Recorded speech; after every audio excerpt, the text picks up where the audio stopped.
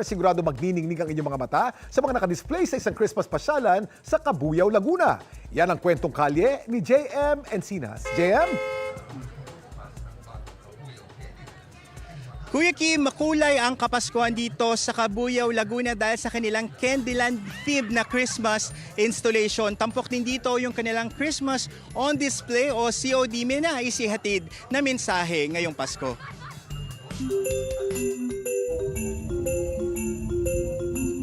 Makukulay na Christmas installation gaya na naglalakihang candies, chocolates, gingerbread man, lollipops, at Christmas tree na walang kasing tamis. Ganito kagarbo ang Paskuhan sa Cabuyao, Laguna. Kaya naman ang mga bata at kid at heart, enjoy sa pamamasyal. Dinarayo rin dito ang kanilang malalaking Christmas on display o COD.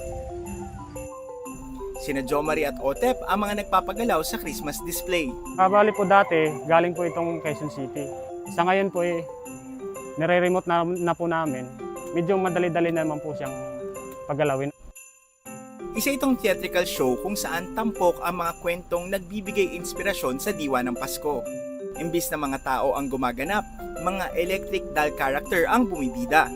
Ito kasi pinapagalaw ng electronics. Kaya time to time check up namin yan para hindi magkaroon ng aberya sa show. Bukod sa mga kulay na Christmas display, patok din dito ang kanilang Fiesta Carnival at Food Park. Talaga namang ramdam na ang nalalapit na Kapaskuhan, kaya huwag makalimot na magsaya at ipagdiwang ang tunay nitong diwa.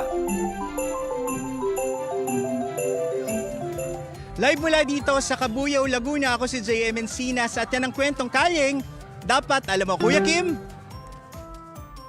Maraming salamat, JM Encinas.